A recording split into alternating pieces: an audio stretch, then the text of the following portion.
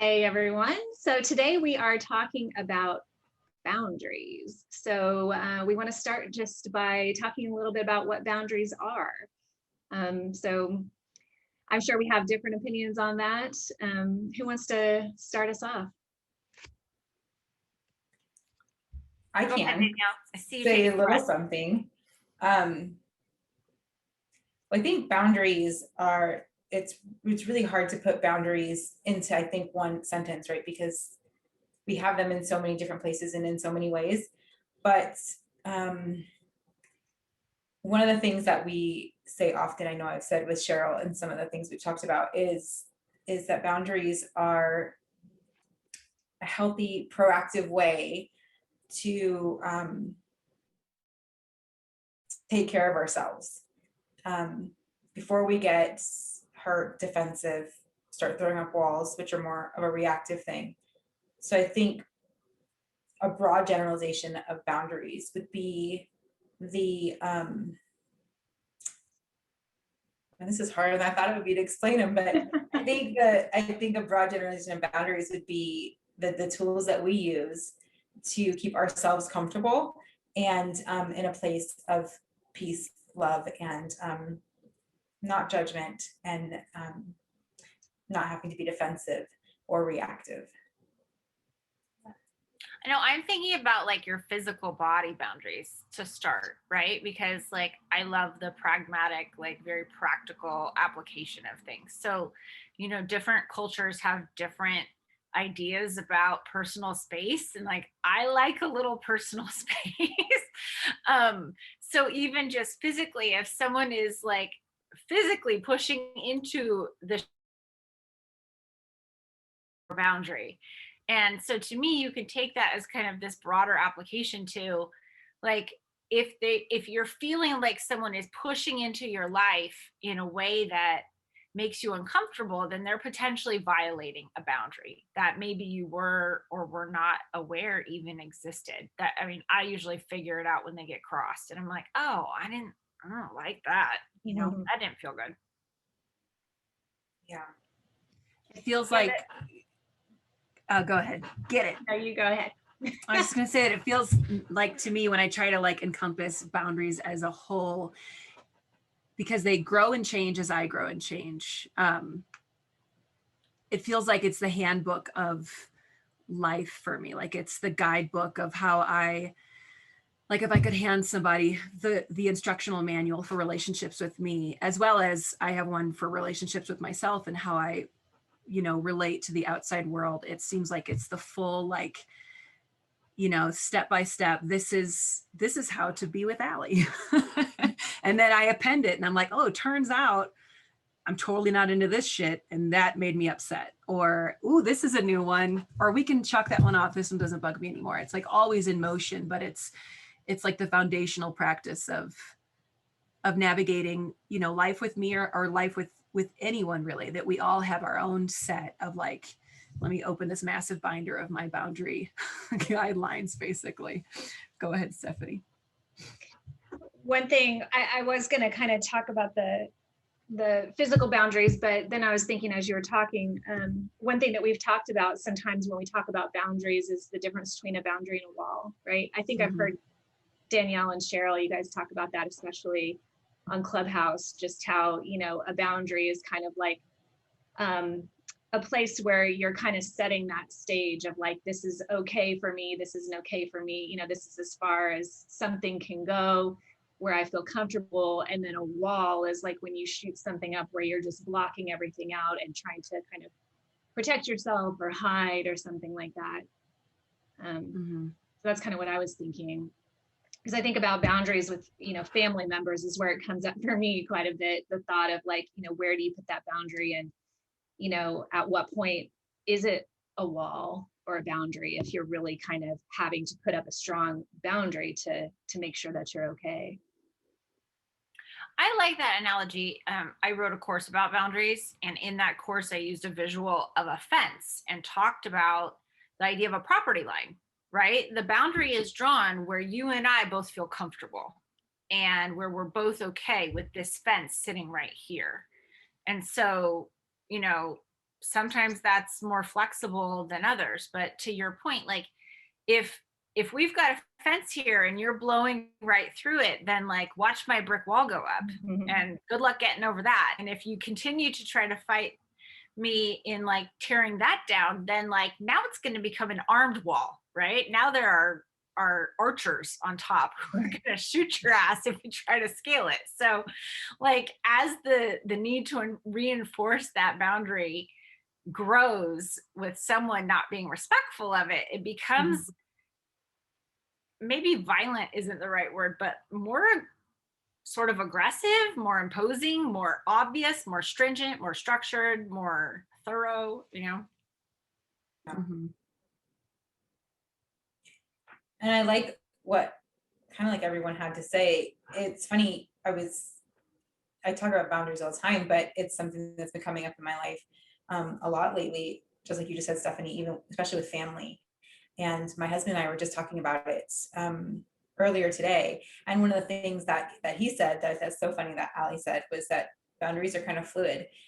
There are times when, as we grow, sometimes we realize that what we considered was a boundary was really just a really defensive wall, and we need to adjust that and scale it back. And sometimes we realize that a boundary we had was no longer working for us, so we had to grow it or move it forward or change it around. And that can make people uncomfortable, especially like family members or people that have been in your life for a long time, because there's like this weird idea that who you are is who you always have to be, and who we are is so fluid, so our boundaries have to remain so as well.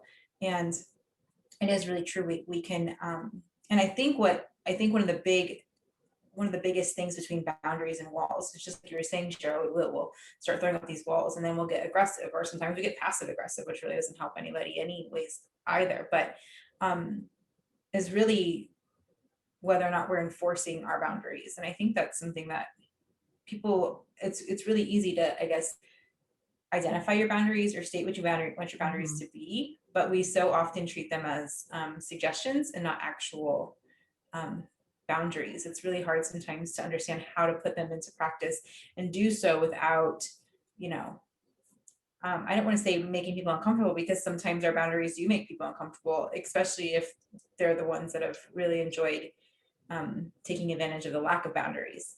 But we can do so without having that armed wall. Like we don't have to throw fire bombs at people to get our point across, but that's where it ends up getting when we don't really enforce our boundaries.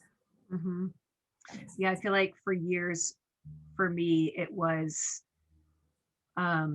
just such a gentle touch on what was not what was a very strong boundary, and I would always approach it as like just a really like a little suggestion, or it'd be like, let me mind meld and try to wizard my way into you knowing what my boundary is, or me just assuming. And then after like months and months or years and years of somebody just hip hopping over that fence or trampling the boundary line and giving no shits, that finally it would be like, the biggest wall and the biggest rupture, ghost city. I can have nothing to do with you anymore under any circumstance. And the person on the receiving end, most of the time would be like, what? Where did that come from? Because for years it was like, oh, it'd be nice if, or I wouldn't even say it. I would just stuff it and think, oh God, I hate it when you do that. I wish you'd stop, but never say it. And then be so, just heartbroken and pissed and mortified that they didn't clearly just read my mind and do, what all of my insides were saying, but I was never saying on the outside. It took a long time to really learn and be okay with making somebody else potentially uncomfortable with setting a line, especially with somebody who I hadn't verbally set that line before. And so this is a new version of Ali that has all these freaking rules. And it's like, I know it's weird, but if we're going to keep going, it's either these rules, or if you don't dig them, that's fine. And we can just, lovingly part. Yeah. But Yeah. it's a tough thing. We've talked about the empath thing before here, and especially probably in that, getting comfortable with being uncomfortable episode. But I think the empath piece really plays into that, because then like I'm already uncomfortable, and now I know that if I reinforce this boundary or even voice it, if I don't expect you to just read my mind, which is would be so much more convenient, quite frankly. Like, then I know you're going to be uncomfortable, and then I have to feel you being uncomfortable, and it's easier for me to just deal with my own discomfort than to deal with your discomfort on top of it, right? And I mean, that's this like false lie that we tell ourselves, that it's going to be easier and better for me. I'm strong enough, and if I just try a little harder, I can figure this shit out. And then eventually you're fucking tired of doing that, and you're like, screw you, like, you don't care or listen or know anything. And like, maybe that's not actually true. Like, maybe you weren't communicating. Maybe a lot of this falls on you. Which brings me to my next thing I wanted to ask you guys about. I get this idea in my head, and maybe I'm crazy, that I think boundaries are, boundary violations maybe more, are a indicator. Like, they're a sign that there's something for you to look at there. Like, why does this bother you? Or why is this where you want this fence to be drawn? Does that make sense? Am I articulating that well enough?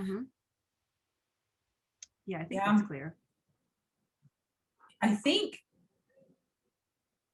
I could be wrong, but I think to even, once it reaches a wall, that's when you really have to like start paying attention, because there was a boundary there for a reason. There's a line that you don't want crossed, and yet somehow it's getting crossed, and now you're creating all of these walls that not only is it damaging to the people who you throw the wall up against, right? Because sometimes people aren't necessarily maliciously doing these things, right? One of the things that I say often to myself when I'm dealing with something is, it's really easy to quickly be like, you're the problem. Like, how dare you do these things? But are they the problem for mistreating me, or am I the problem for letting them? And so it is, and we put our boundaries there because there's something that makes us uncomfortable. There's something that doesn't fit right for us. So exactly what you're saying. And then and definitely when it hits that wall, it's like, okay, not only am I not listening to myself, I'm not, honoring what I need. Now I'm like going into crazy town, and I'm like, then people look at you like the problem is clearly you, because you just screamed at me for, calling you on a Tuesday, and I had no idea that was a problem. You know what I mean? And so, but yeah, I think that it's almost like boundaries, like much like our emotions, I think are like senses for ourselves. It lets us know where our edge is, like how far are we willing to go, where are we willing to take things, and what feels comfortable for us. Is that what you're saying? Yeah, and I think you're right. I think it is the wall point. If you're allowing yourself to get to a point where you need to throw up that brick wall, and especially if you put the archers on top, then like that should be a pretty harsh signal, or like a big red flag to yourself, that like you weren't honoring something in yourself. There's something there you need to look at. There's something you need to pay closer attention to. Like, I love to use the word advocacy, and I think that's one of our biggest roles for ourselves, is to advocate for what makes us feel safe and comfortable. And so when you don't do that, and I've probably said this before too, but when you don't do that, then you teach yourself that you can't be trusted. And I think that is like one of the hardest things to get over, is that sense of self-betrayal. Like I needed you to stand up for you, and you didn't. And so how do I forgive you for allowing these things to happen? And, I'm kind of going off in a million different directions, but like, there's probably some little thing you need to dig at in there, take a closer look at. Yeah, it's like kind of protecting your inner child, showing your inner child. I mean, however you want to talk about it, but that's just one way that kind of resonates with me, that part of you, whatever you want to call it, that kind of needs that safety. Like there's kind of the parent and the child part of you. And when that sort of executive part of you isn't taking care of that, sort of emotional inner part, when he or she needs it, then that's a violation in itself. And that's an internal violation. And how do you resolve that? You have to resolve it within yourself. Yeah. I know too, for me, boundaries were a really hard lesson, and they still continue to be. It's something I talk about often, probably because I'm dealing with it often. And so for anyone out there who grew up with a difficult parent, like I had a very narcissistic parent. And so you learn kind of from a really young age that your boundaries literally don't exist. It's their boundaries is all that matters. They will go as far as they want. They will be as withdrawn as they want, and you have no control over when those things are happening. And so by the time you get to be like this grown up, or in a grown up body, you are supposed to be able to be out on your own and handle all these things, and you're like, what the hell is even in this, and what am I doing, and how do I do it, and why does it exist? And then when you do start things like, whether it's a spiritual journey or you just grow up, then your boundaries have to shift a little. Things you like change, things you're willing to do change. And it is really hard to set those with people that never wanted you to have them in the first place. And so for me, that's one of my constant struggles, is like keeping those boundaries without having the walls, because the walls just make me more miserable and kind of keep me stuck. So how do I balance that? So that's been one of my biggest things that I have to work on all the time. Mm-hmm. Constantly moving them and adjusting them and checking in on them and what feels right and what doesn't feel right. And we tend to have this, am I talking too much? Sorry, but Never. we tend to have this all or nothing mentality too when it comes Allie, to mute her. right. Sorry, your mic cut out, Danielle. Like start playing the Oscar music or something. Right. Ja, ja, ja. That'll do. Oh, go. I Get it. stand here with my Thanks. fake trophy. Next. Sorry. Okay, back to what you're saying. Sorry. I don't even remember what I was saying now. I know. No, I totally killed them. Sorry. What was I saying? I don't remember now. Talking about growing up with tricky parents and working on, that process of learning it all the time, and how they're fluid and they change. And the all or nothing comes up for me a lot with boundaries, where when we feel like our boundaries are when we're not doing a very good job of enforcing our boundaries and they're getting constantly crossed over, we tend to get defensive and get this like all or nothing mentality. So the person that's crossing over our boundaries, instead of saying, hey, actually, check this out right here, this my fence, please don't walk on it anymore. We just instantly do that thing when we throw up the walls, or we just like kick them out of the kingdom. We're like, screw you, you are exiled. When we don't give people the opportunity to respect the boundaries because we weren't enforcing them. So that's another thing that I work on, is not being so quick to do the all or nothing. Sometimes it does just take a conversation, or just saying like, hey, you know what, this doesn't work for me anymore. And then it's really up to them if they're gonna get on board or if they're not. Like if they can move with you fluidly, then great. And if they can't, then that's okay too. It doesn't have to be like this angry, horrible thing. But how many opportunities have I missed in my lifetime of continuing a friendship or continuing a relationship or a partnership because I just instantly was like, fuck you. And I didn't even tell him why. Yeah. I've done that. I buy him dinner first. Well, it's interesting. I don't know if you guys have had this with different clients, but I have so many who don't. I mean, we defined a boundary sort of loosely to start this, but I mean, I've had this conversation where, it was kind of like, I don't really know what you mean, Cheryl, when we say boundaries. Like, what are you really talking about? I had, this one conversation with someone who was in a relationship with someone who was a gluten-free vegan, which is a super stringent, tricky way to eat, right? And so they were kind of navigating that relationship. And I was saying, well, when you have, your family over at your house, do you get to choose the menu? Or like, is it okay for you to serve fish or steak or whatever you want to? And you know, we had a conversation around that, and I'm like, that's a boundary. Like, that's literally what it is having that conversation of saying, I'm not really okay with the way in which this situation is going. Or, you know, I had a conversation with one of my kids at Disneyland last week. Like, I don't like the way you're treating me. You know, when you talk to me like this, I feel bad and I don't really want to spend time with you, actually. You know, like, it was a bad conversation.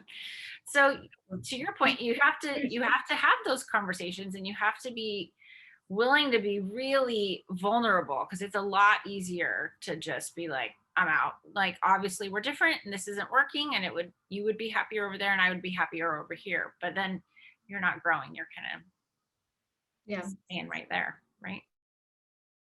Really hard when you grow up as, you know, an empathic, sensitive, you know, kid with parents who, you know, whether they're narcissistic or not, I think a lot of parents just they don't respect the boundaries of children. You know, they kind of think children are sort of their playthings, or their boundaries don't count because they're kids and they're not grown-ups. And you know, it's a tough line as a parent, as many of us are, you know, to kind of be able to show your child that, yes, you have boundaries too, and you have a right to enforce your boundaries within reason, because, you know, I am the parent and I sort of, you know, have to have this overarching view of, you know, what's safe and healthy for you and what's best for you in the long run. But I think, you know, I think a lot of parents, again, even if they're not, you know, not narcissistic, not, you know, evil, they're doing their best,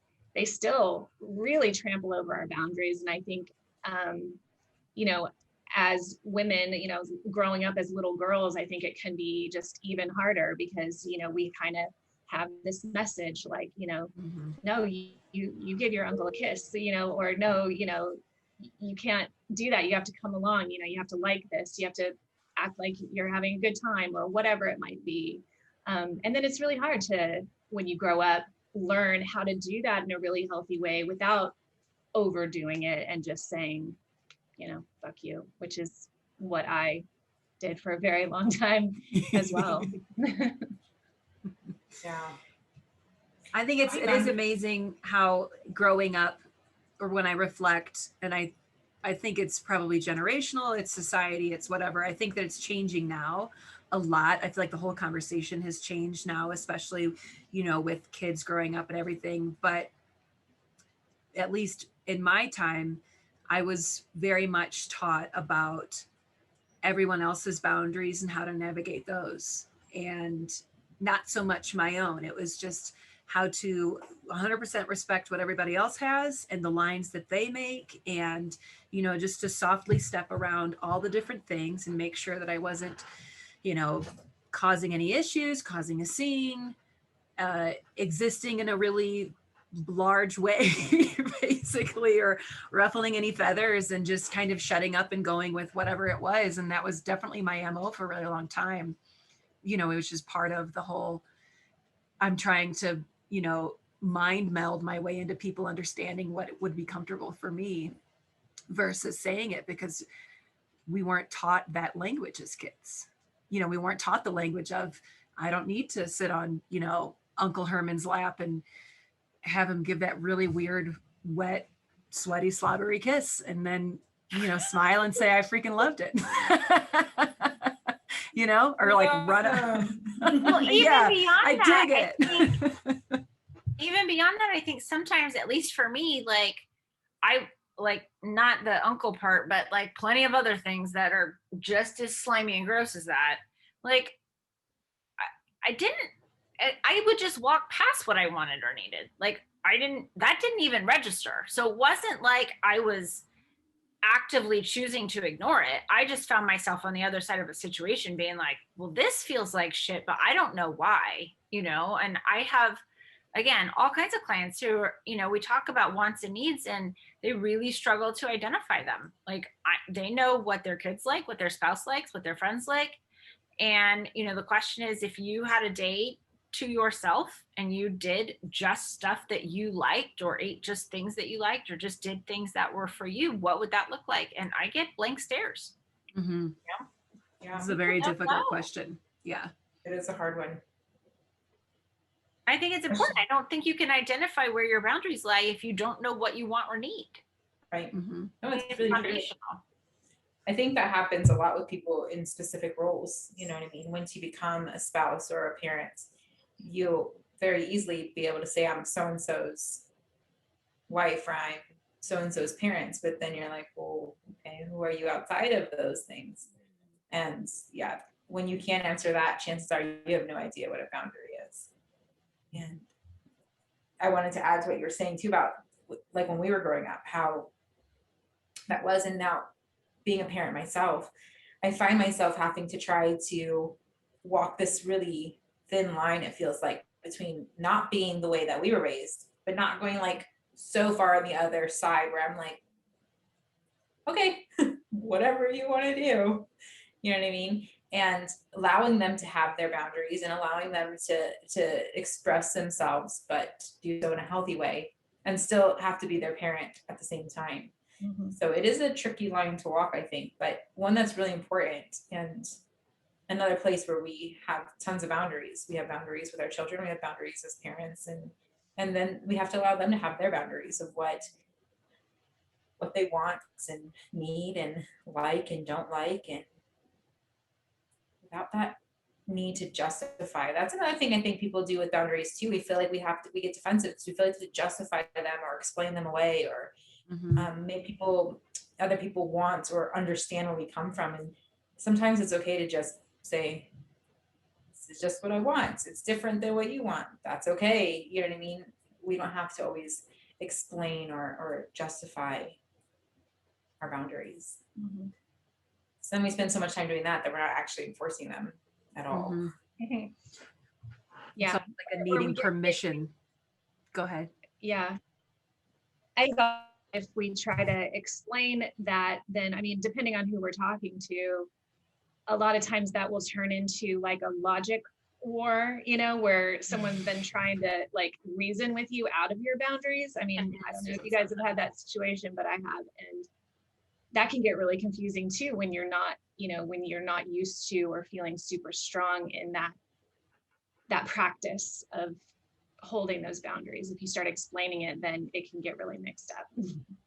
For sure. Especially if they're one of those, kind of narcissistic people who just throws word salad at you and you're like, what are we even talking about anymore?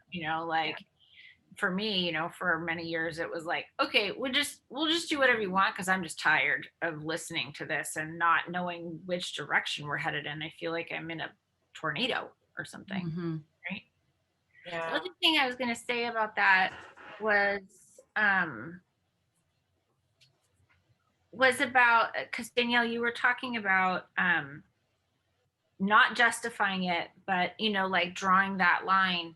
And I was thinking, I've been doing all this, not a bunch, but all of us here know, and hopefully lots of you who listen know, we have this friend in Clubhouse named Kirsten who has taught me a lot about human design.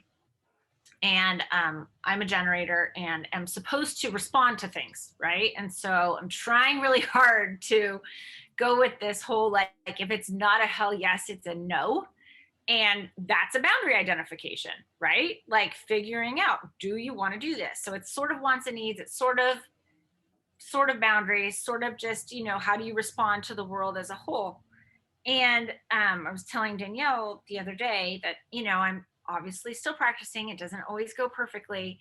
And one of the things for me is to like give myself permission to have enough space to wait for that answer to come.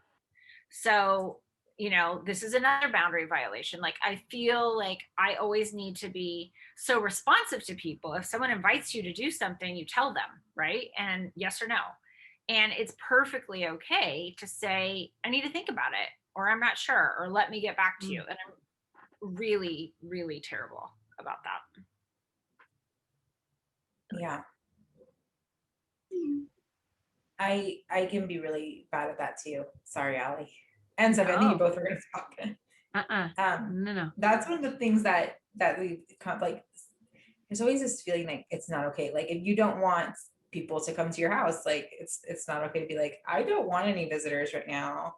Or when you do have visitors and it's like, thank you for coming, it's time to leave. We tend to think that that's rude to do, and it can be the way you do it, but it's also like, it's okay to say like, okay, bye, thank you. You know what I mean? Like, it's okay to set up these boundaries of, but we tend to feel pressure to act instantaneously or react instantaneously, and to do so in a way that we think is going to make the other person happy, not, because God forbid they think that we act as like a bitch or something, right? And I always wonder, like, when did that become like our issue, like our problem? Like, how is it, when did it become my issue, what other people perceive of me? And why is that more important than what I feel about myself? You know what I mean? That's Does that another make one of sense? those things that comes from childhood. Yeah, I feel like it's in the air we breathe, basically. Yeah. We're Well, just it's a dosed huge with it. thing now. Mhm. I mean, isn't there some like, I mean, there is something to taking into account how other people feel, right? Like, you don't want, um, we're all responsible for our own selves and our own boundaries, but yet we also want to, as much as possible, be caring and helpful and honor other people's boundaries too. It's that can be a tough line sometimes, especially again, as someone who's a feeler and who does tend to be more of a pleaser, kind of person, like many of us are. It's tough to know where that line is, because it's not about just completely being selfish. It's there is kind of a middle ground there, where it's not always, this is what I need and screw you. There's a little bit of a give and take. For sure. Yeah, I feel like it's all really conditional. It's even just boundaries in general are conditional, because I may have a different set of boundaries for different people.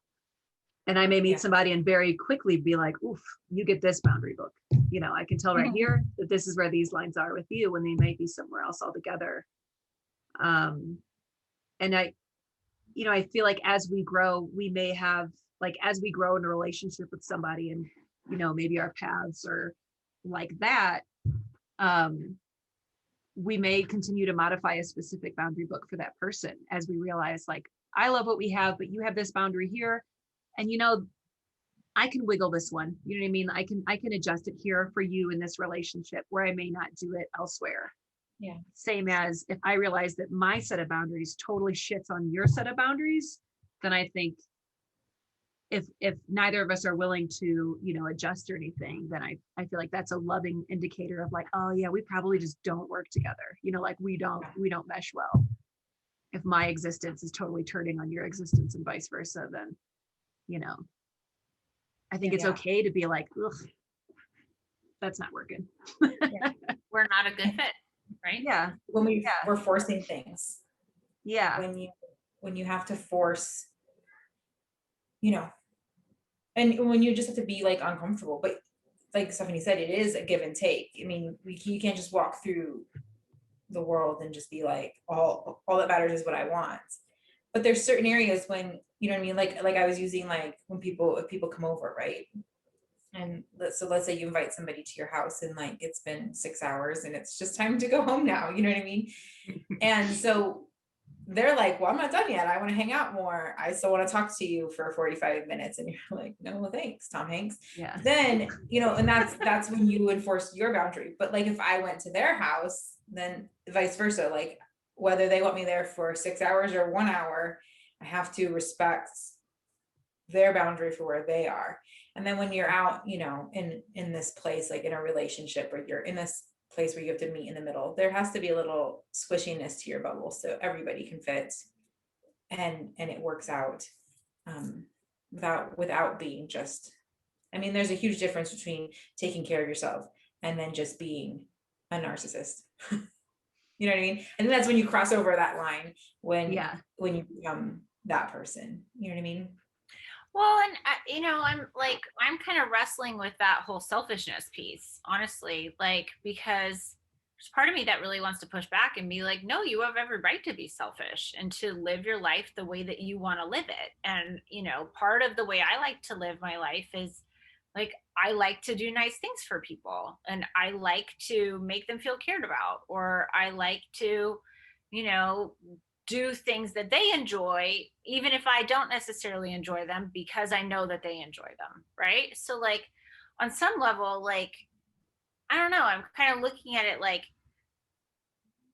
you have all of these opportunities and relationships to experiment with how you want to show up in the world.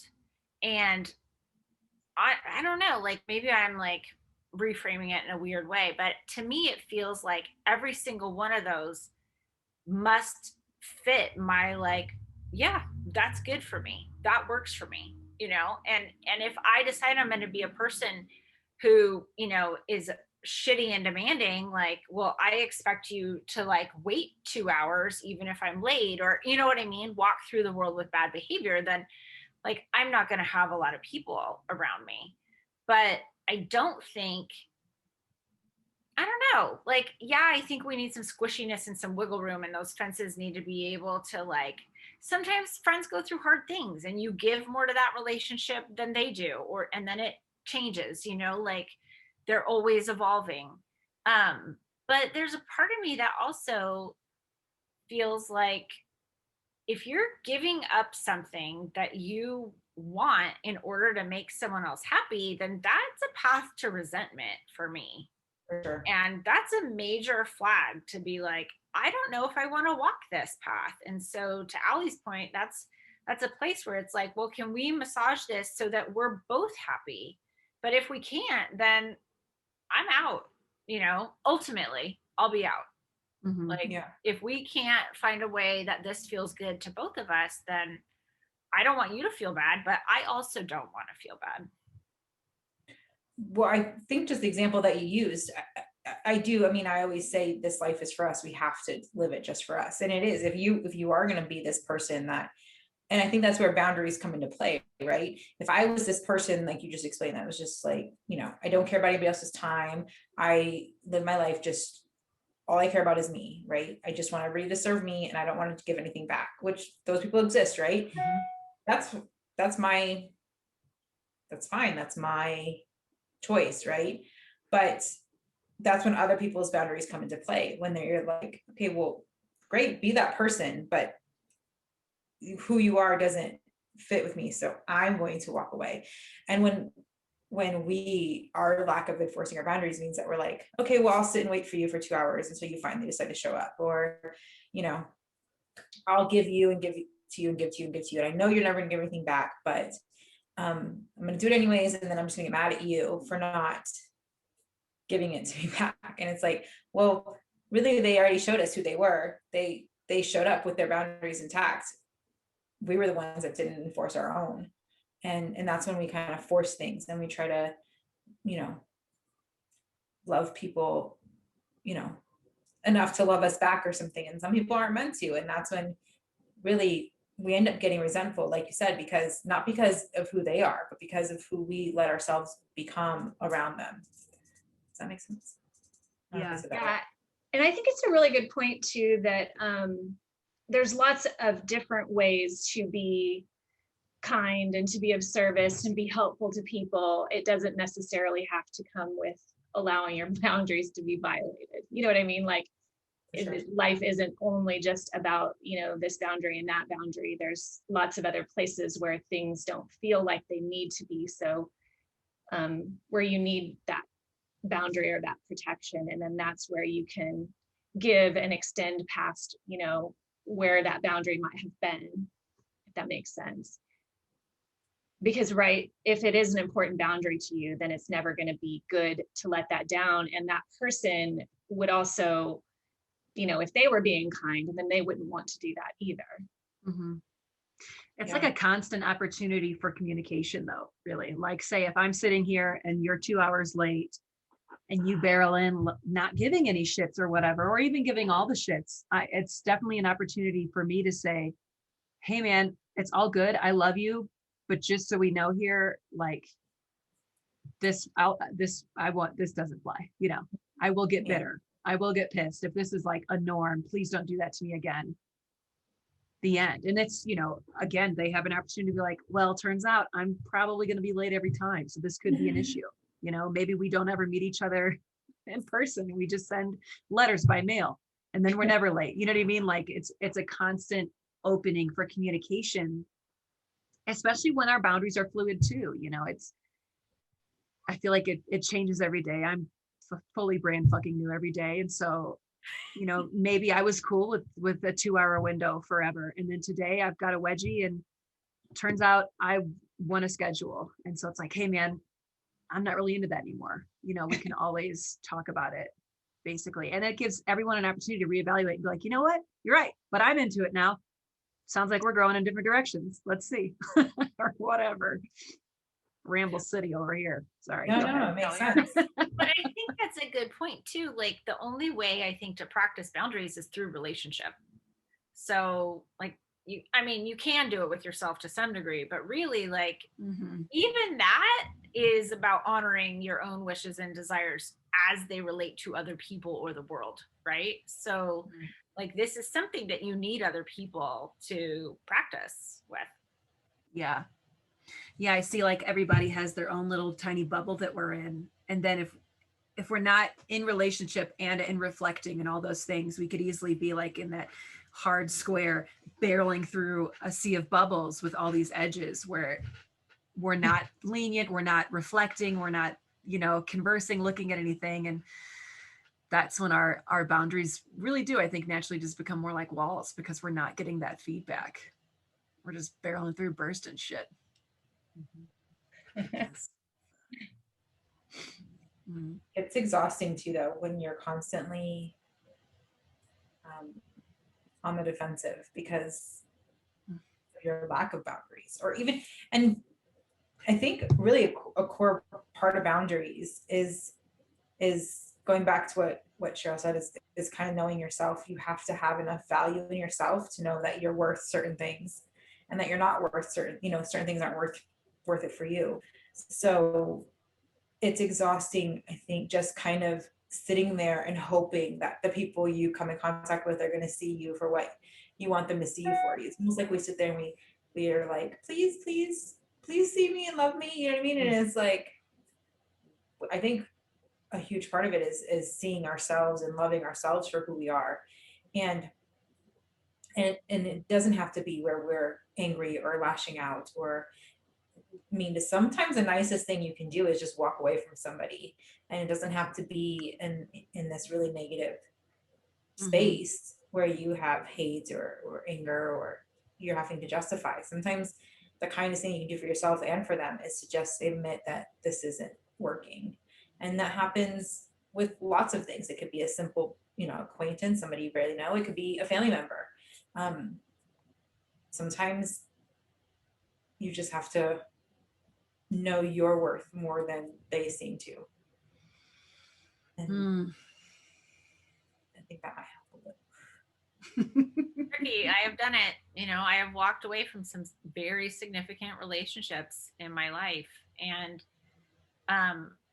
this phrase like always comes to mind. And maybe it's from a song. I don't remember where I got it, but it's like, I love you, but I love me more.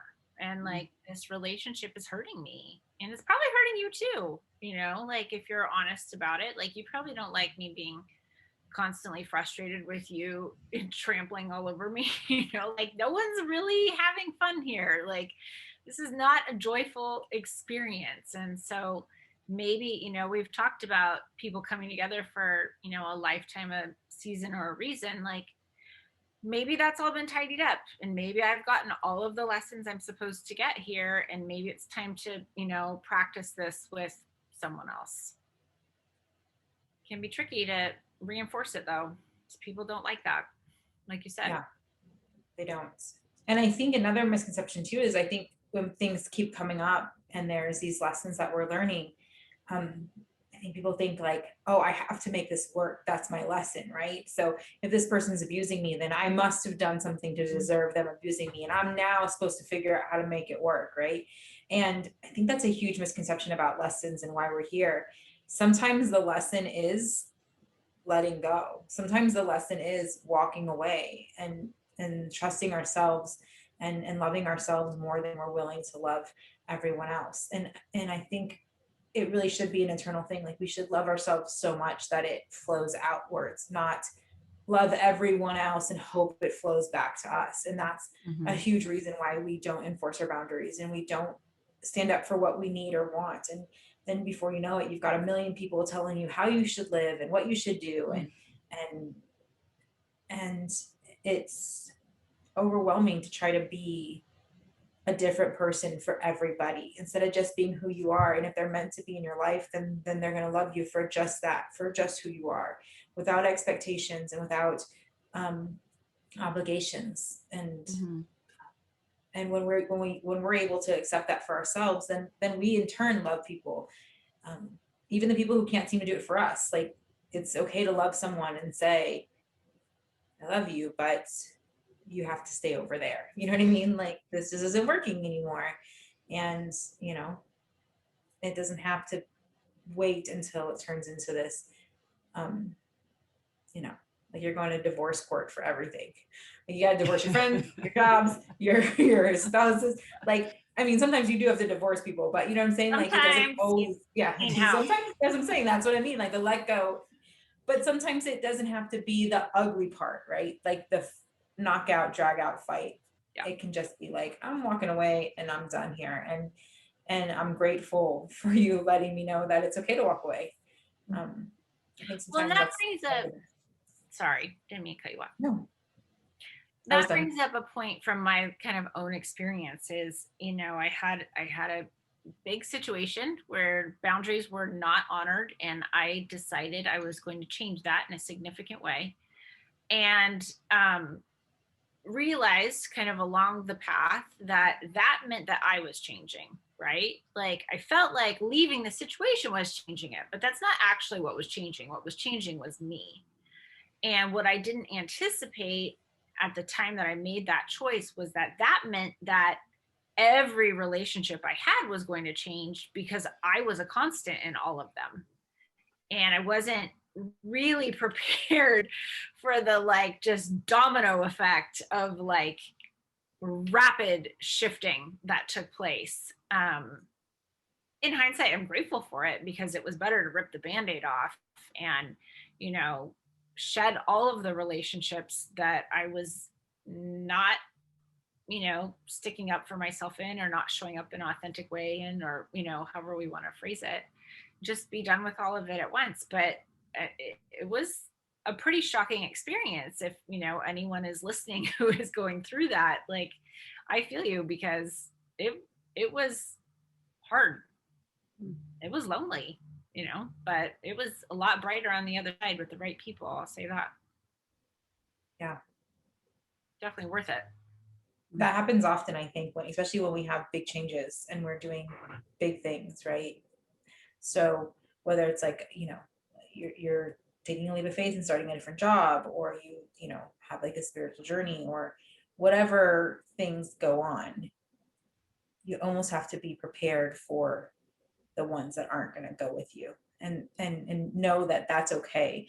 Like we don't have to hold ourselves back just because someone else isn't ready to go where we are.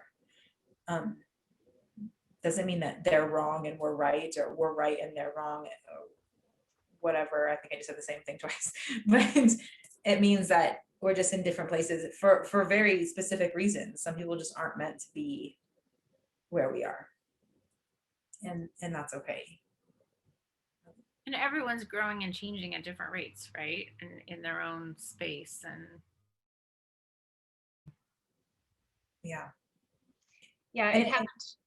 Sorry, go ahead. I was just gonna say a lot of that happened to me when I switched from being a lifelong, you know, sort of agnostic atheist to all of a sudden becoming, you know, spiritual, like having this spiritual thing come upon me, and it really changed me a lot, and it really did. It shifted some relationships big time, and I lost some friendships, but you know, I had to. I guess it was like that. My boundaries were different, you know, sort of. My energy was different, and my boundaries were different, and what I could, you know, what I felt connected with, I suppose, and it was very, you know, uncomfortable to kind of you're one person, you're this way, and then all of a sudden, you know, you've kind of shifted, and you know, other people are kind of like, that's not you. Sorry. It is now. I can't help it. You know, it's where my boundaries are now. This is what, you know, this is how I feel. This is who I am. Yeah. I know I went through that when I think, you know, different times, but especially when I started to do mediumship and things full time and having to kind of like, I call it coming out of the medium closet, right? And owning something about myself that I wasn't always able to own so freely. And knowing that some people were gonna be okay with it. Some people would be kind of in the middle, and some would just be absolutely not okay with it. And I could very easily have shoved that back and twisted and turned myself to make them more comfortable or keep them where they were. But I kind of just got tired of being who people wanted me to be and not who I was. Mm-hmm. And that gets exhausting. And weird thing about boundaries, especially in relationships, is that they have, you know, you have to be okay with setting them and be okay with the change and knowing that, you know, the people, like when I started all this, you know, it wasn't, of course, my husband was probably one of the first people I went to, and I was like, okay, like this is what's going to happen. And at this point, we had been together for so long. I mean, we've been together for almost 17 years. So he was just kind of like, what the hell are you talking about? And I mean, he knew that I was spiritual. He knew different things about me, but and it was scary. Yeah, because I knew, I was like, okay, well, this is either going to go good or this is going to go really bad, and I have to decide, like, am I okay with this going bad? You know what I mean? And I'm so thankful that, like, but as I set my boundaries and I quit putting expectations on him, like I didn't put any expectations on him and how to react or what to think or how he should behave. I just created my own boundaries and worried about myself. And then in turn, thankfully, he, you know, not only did he, you know, get on board, but then discovered so much about himself at the same time. So we grew separately, but chose to do it together, if that makes sense. Mm-hmm. But that doesn't always work. There's, you know, other relationships that I can't have anymore.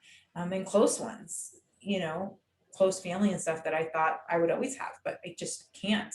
And does it suck a little? Sometimes, yeah.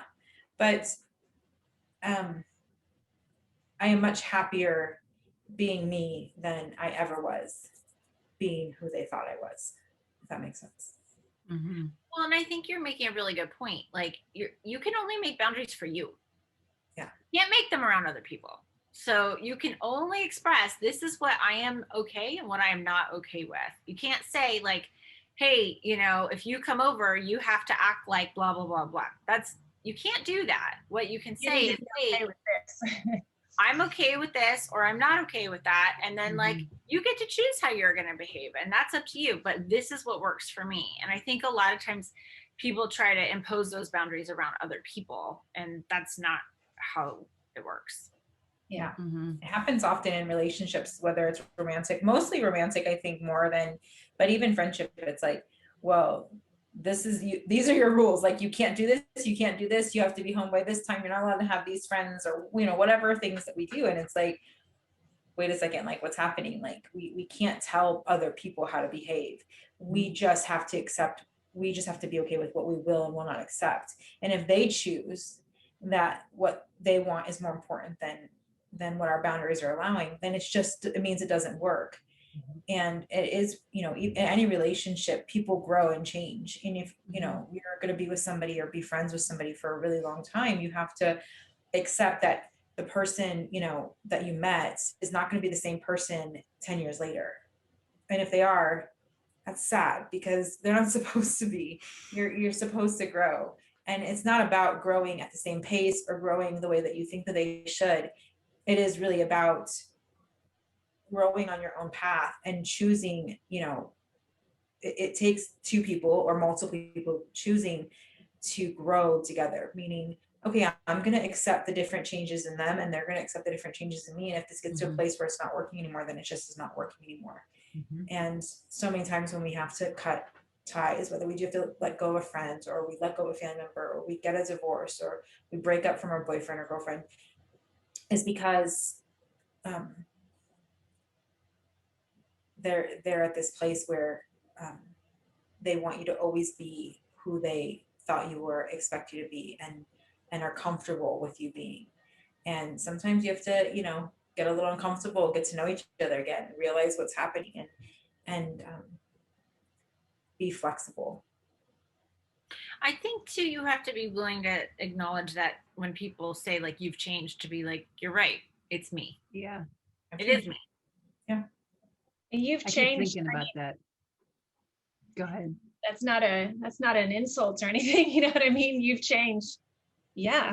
But if you think about movies, it's always because I just keep replaying little scenes of somebody going, "You've changed," and then it being like, "Oh God," when really, because it is portrayed as such a negative thing, or like all the yearbooks never change. And it's like, shit, I hope so.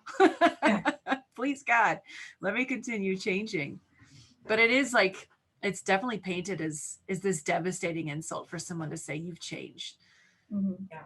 When that's again the only reliable thing in all things is change. The only unchanging thing is the fact that change will happen. It's the constant. And sometimes we think people have changed and we think it's a negative thing, right? Which is how it's like you think it's portrayed in a movie. Like, how dare you? You're this person I hate now.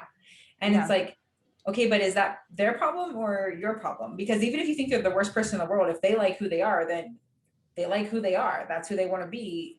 Yeah.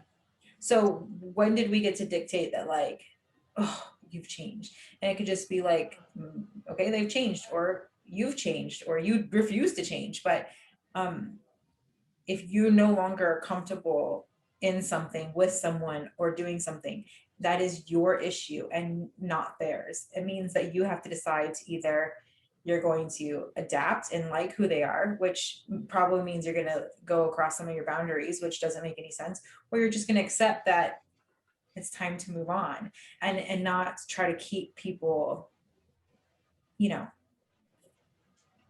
then we're doing to others exactly what we're talking about, not letting people do to us. We're expecting them to change who they are, to let go of, to twist their boundaries, to twist their, and I don't know why boundaries just came to me like this, but like, when you think of like states and stuff, like everybody has their state boundaries, right? And it is just encompassing what something is. And that's what our boundaries are. It's not always, while sometimes it is things like setting a physical touch limit, or, we have like these different, but really our boundaries are just encompassing who we are. And when we're not when we're not enforcing them, that means we're letting others dictate how we act, how we feel, and what we do. And we're starting to do things for their comfort and no longer for ours. And so not only can we not let people do it to us, but we can't expect them to do it for us either. We can't expect that, oh, I don't like who you are anymore. Can you go back to being this person? You know what I mean? It's way more convenient for me when you were this person. Well, I really enjoyed all of that. Yeah. What I was just thinking too is that when someone says you've changed, and that's like, an insult, there's a very good chance that what's happening there is that person wasn't holding their boundaries and then finally got so sick of it that they started to actually be themselves. And then that's when the person's like, oh, you've changed. You're not disagreeable. You're not like catering to everything I want. You're actually probably true. Certainly true in my case. For what you need. Yeah. Yeah. And there's a huge, especially now, it's very hard, I think, to have boundaries. There's these like lines drawn in the sand very easily now, where it's almost like you have to be this way or no way. And it's causing a lot of people to have to switch up their boundaries and almost like pick sides. And it's like, we have to quit creating boundaries for other people. We have to quit trying to force other people to be who we think they should be, to think how we think that they should think, and act the way that we think that they should act. And then vice versa, we have to stop letting ourselves fall into that and twist what we are, who we are, what we need, because someone else isn't very comfortable with it. I don't even care if you're like the worst person in the world. Like, be who you are. Like, learn your lesson, figure it out. But I don't have a right to tell you you have to change because, you know, do I like that you're a dick? No, it's not my favorite thing about you, but I don't have a right to tell you not to be one. I just have the right to say, I got enough dick in my life, so I'm gonna back out of this one. And there it is. That's what I've been waiting all these episodes to hear. Is Danielle say those words? I have enough dick in my life. Let's put it I'm on good. I don't need any more. So I'm just gonna go this way. Check that off of my life bingo of things I wanted to get. I should not have just What a said during that. day. I was spitting it out. Oh my God, that's so funny. Yeah, I had two people, I think just last week, reach out to me and basically say, like, I disagree with you and you're wrong and you need to behave in this way.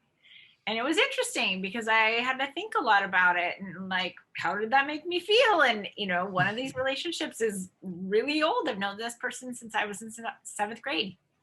And it came interestingly wrapped in this I love you bubble, which is tricky for me, right? Because I'm always kind of discerning, like, are your words and actions congruent? And, you know, my dad has this saying from my grandmother, which is your actions are speaking so loudly, I can't hear a word you're saying. And so it's like, okay, so you're saying you love me, but then you're saying, but don't be you, right? Mhm. And so both of these things happen through social media, which maybe we'll talk about that at some point. Danielle can be our, you know, control in the experimental group because she doesn't have it. But it made me think, like, should I change my settings so that they can't see these things so that they won't be upset by them? That was my initial thought. And my next thought was like, I'm going to be me and you don't have to like it. And, Yeah. you know, there was a long time where I would have gotten that feedback and I would have either shifted my own behavior or I would have felt terrible about it. Or, you know, I would have had all of these kind of emotional reactions to it.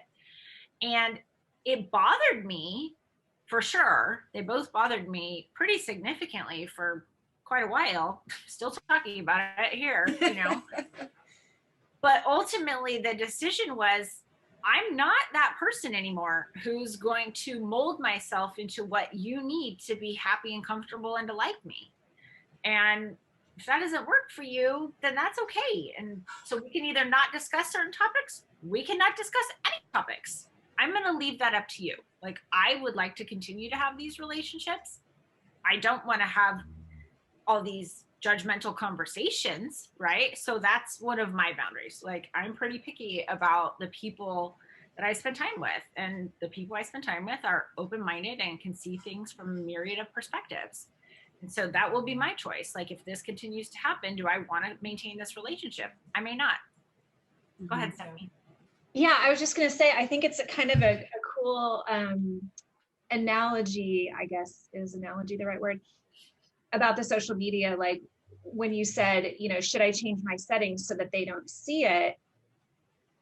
That would be you adjusting your boundary. But really, if that person is the person that has the problem, then they would be the one to change their settings so that they don't see your posts or just scroll on past it. You know what I mean? Because that's their boundary that they're telling you, rather than you having to change what you're doing for their boundary.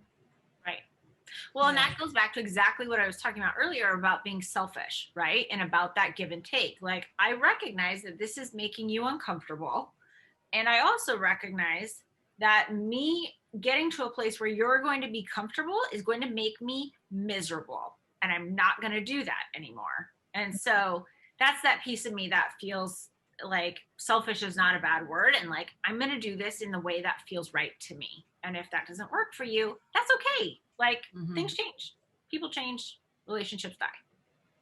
I hope it doesn't. And if it does, oh, it's so good. Yeah.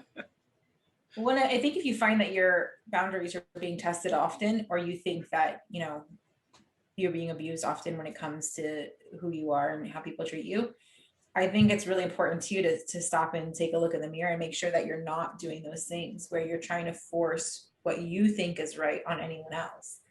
And really understanding what love is, because love for ourselves and love for others is the same love. Like you're going to either do it unconditionally and completely, or you're just really not doing it at all. And I think that does mean that, you know, sometimes you have to say like really, how dare you, is what I would think. Like if you don't like something about me, or something that I'm doing isn't what exactly you would do, if I'm not physically harming you, if I'm not doing something that's really pushing into you, then what right do you have to say anything at all? Either ignore it and choose to say, okay, you know what, this is just who she is, and if I truly love her, then I love her, and I don't have to agree with her. But you know, so we might not be going to like the same events, or we might not be, you know, visiting the same types of websites or whatever it is, but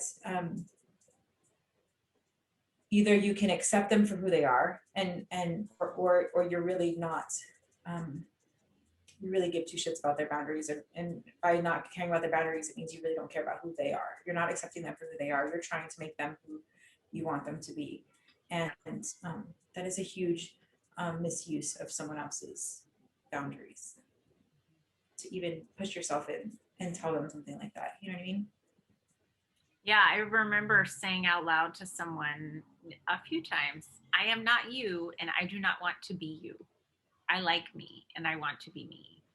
And some people have a really hard time understanding that. And whether it's, I don't know, because their brain is missing a couple pieces, I'm not sure what exactly, you know, precipitates certain personality disorders. But I'm not going to be you. I'm never going to be you. And that can be okay with you, or that cannot be okay with you.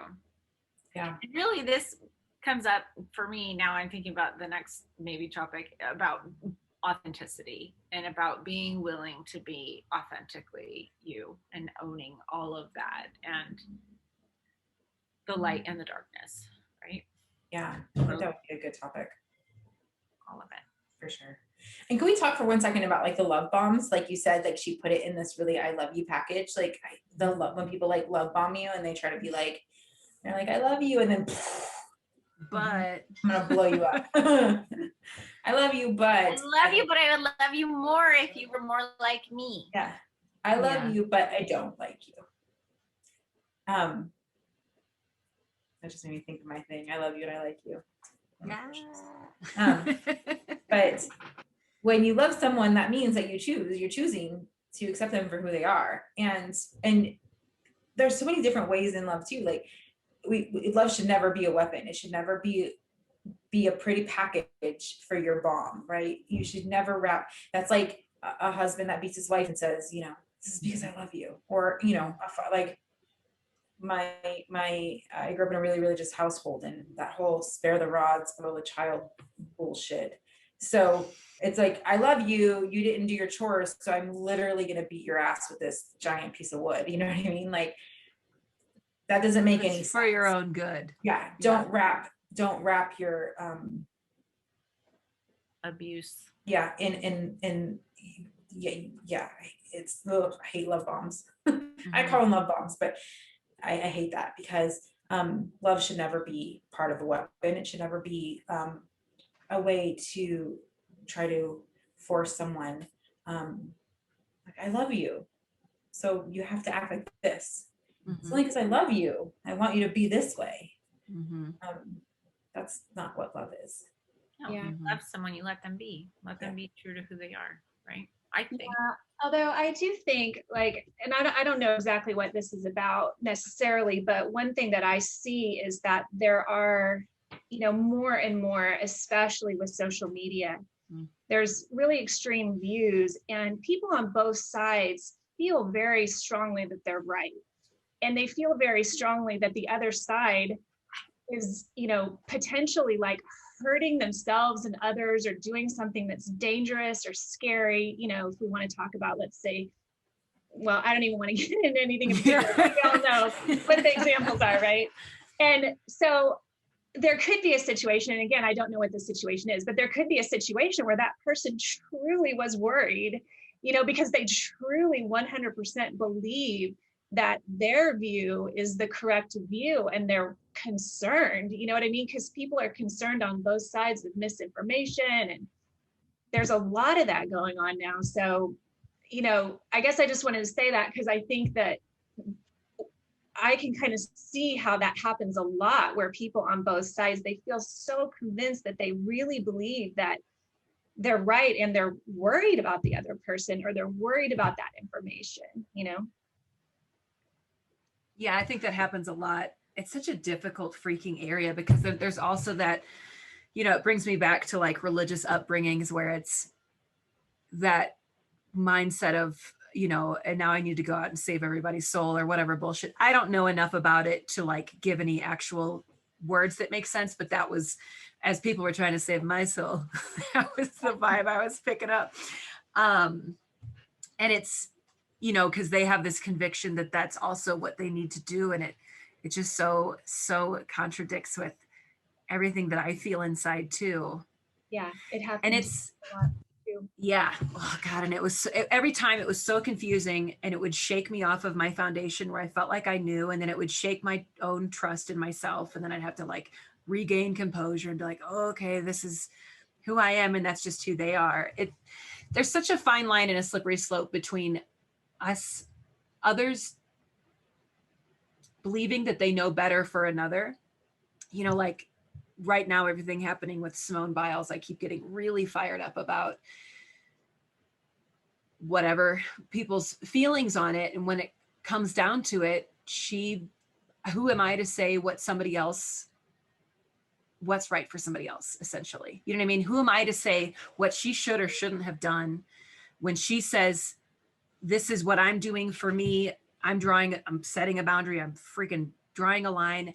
And not everybody, but so many people have opinions of like, yeah, but you don't in this circumstance or this circumstance or this. And it's like, well, I don't know. I'm not Simone. I can't say shit for what's going on in there. And who is anyone else to say what she should or shouldn't do with herself and her own decision-making? And I feel like that's where everything gets so muddy, especially on social media, because it's so easy to throw out all of our shit behind a computer and be like, well, I've been living in my home with my 7,000 cats for years, and I've got a lot of opinions, and I'm telling you they're right, and I'm going to tell you guys now. I figured it out over here with all my kitty litter. Yeah. My phrase that I say like every day is, you are the expert in your own care. And so I completely agree with you. And I think, Stephanie, to your point, like, yeah, you can believe that you're right all day long. Good for you. That doesn't give you any right to tell anybody else what is right for them. Really doesn't. You can believe it with all the conviction and passion in the universe. Then that is what is right for you. And if you, are invited to help and educate someone about a certain topic or whatever, and you want to spend your time trying to do that, or not even convincing someone, but just giving them information to make their own informed decision, then have at it. It's kind of almost that same thing. It's like when you are saying what you believe on your page, right? Then that's your space to do that. And that person can say the complete opposite thing on their page. But when they come to you and they say, hey, I don't want you to talk about this, or you shouldn't believe that, then they're getting within your space and totally overrunning your boundary. Yeah, I get, and I do totally agree with that. I just also think like, it's not necessarily coming from an evil place. I think it's often coming from a place where it's like, I'm concerned about you, I'm trying to help you. And so that was my main point, because I can see how people on both sides, they feel so much conviction. Yes. And again, it's on many different issues, So many different issues. I mean, any issue you can think of, there are a lot of people who will truly think that they're right. Some of the greatest people in the world were convinced that they were right. And some of the most horrible people in the world were convinced that they were right. And I think everybody's convinced that they're right. Yeah, at some point, right? Right. What at the end of the day, it's really those people that do that come to your page, or I don't know anything about that, but like, or come to you and say, no, this is what, this is wrong.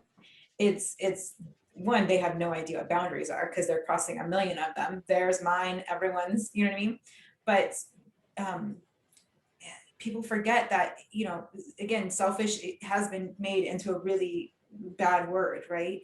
But our job isn't to save everyone else. Our job is to save ourselves, is to live this life and learn what we're supposed to learn. And we're going to either get it right or we're going to get it wrong, and we'll figure it out at the end. It's like, if you got it wrong, then you're going to find out that you got it wrong, and you're going to come back and you're going to try again.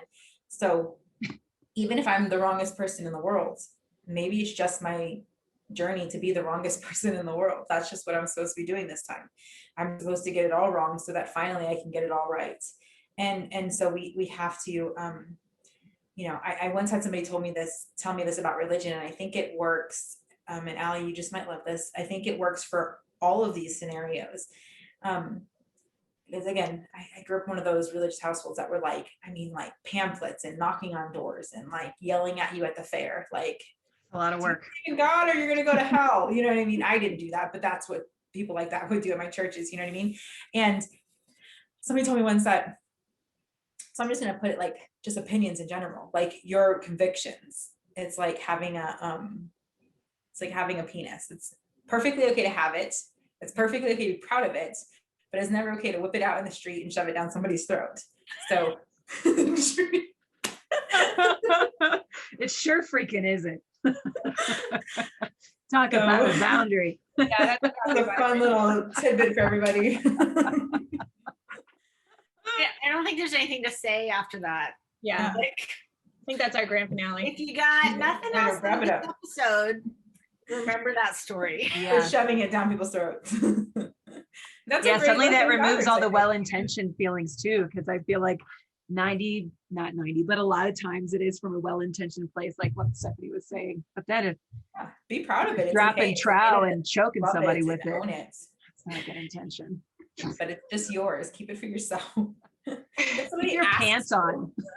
Yeah, like somebody asks you, Ugh. they initiate it. Sure, why not? But you know, you gotta wait for that. You gotta wait for the ask. Oy, oy, oy, yeah. Whoever That's a whole uploads episode this right there. episode, you make sure you check the little not for kids button. Don't worry. I check explicit on everything we do. I feel like there should just be like maybe a tattoo of explicit everywhere. I That feel like go, Ellie basically. was the most calm this time. You know, Cheryl started with the F-bombs right in the very beginning. Sex twice. I'm telling you, I'm saying, like, I brought that up twice. This is real dicky time And for Allie's you. just sitting there, all calm.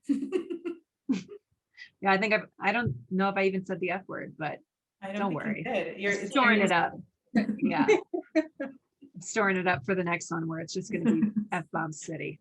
All you. Only word I'll say, I'll just unmute every 10 seconds and be like, fuck. There it is. Contributions, y'all. City. All righty. I love it. On that dick note, I think we're good. Yeah. Thanks, Bye. everyone. Well, thanks everyone for listening. Bye. Did I click it?